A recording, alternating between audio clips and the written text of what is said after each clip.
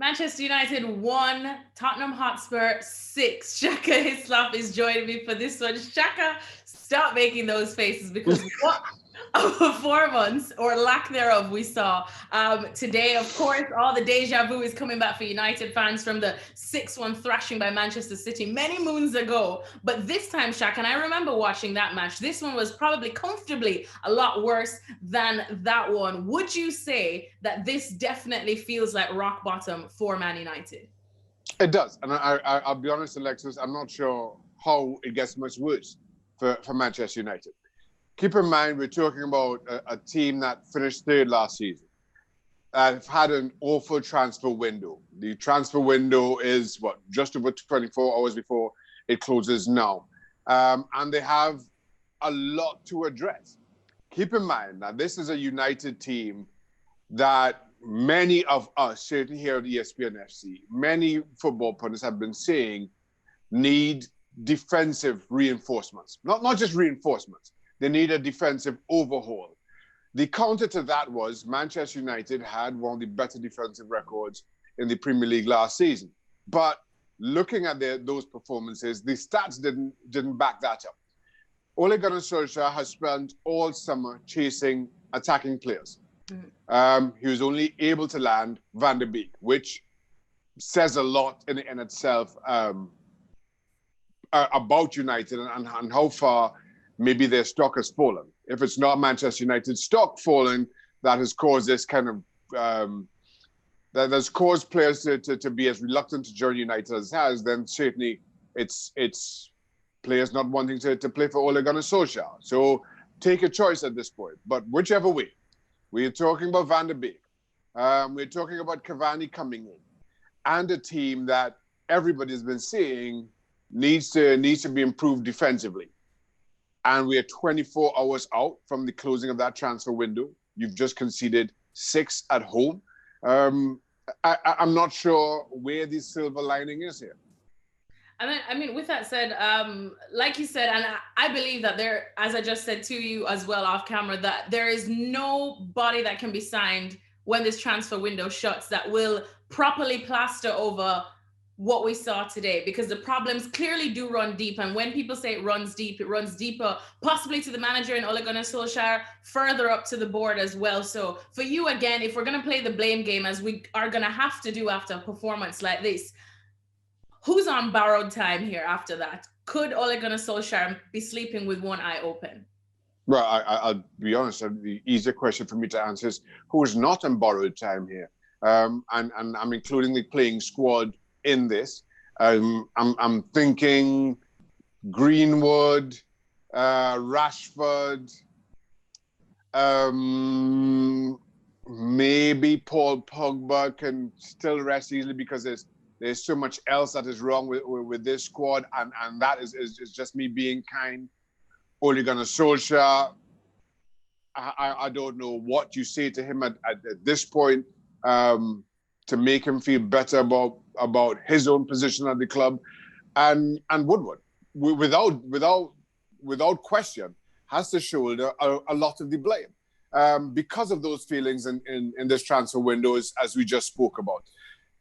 Ole Gunnar Solskjaer, let's be honest here. This result isn't a one-off. This isn't just one poor performance and poor result that you can easily dismiss. So far this season, Manchester United have only managed to beat Brighton and Hove Albion in the league. And that thanks to a 100th minute penalty when everybody already walked off the field and the referee, albeit in my opinion, rightly called everybody back on the pitch for Bruno Fernandes to score the penalty. That's United's only point so far this season. They were atrocious against Crystal Palace. I thought at the time the worst performance I'd seen from any of the top 8 contenders. And then United do this.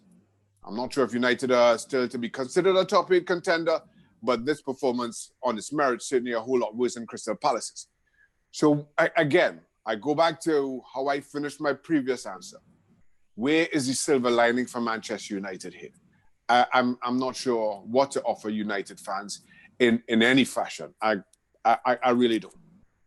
What then would your outlook be for the rest of the season? Because like we said, we understand that, the deal for Cavani probably will be done tomorrow, as well as Alex Telles in left back there.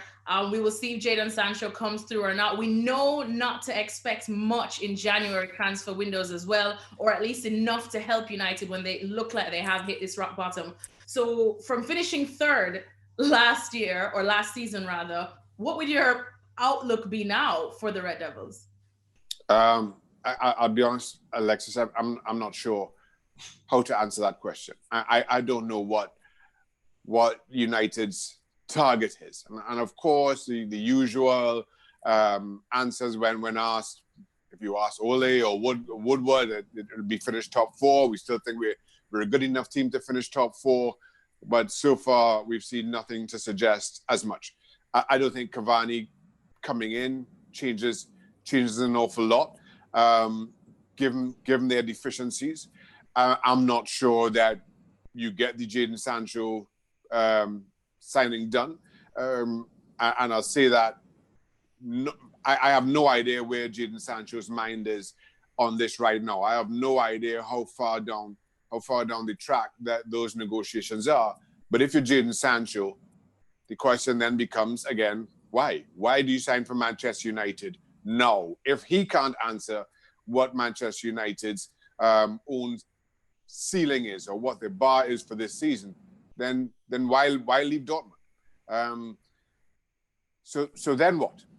Aside from which, even if you get that done, even if you get the Jadon Sancho signing over the line somehow, that doesn't address what's gone wrong. That doesn't address what's Manchester United's greatest need, which is again speaks to United and a failure of a transfer policy. And as much as we could talk about Woodward and his failing to get some of those targets over the line, I've not heard of many links with Manchester United and players defensively, which is an issue.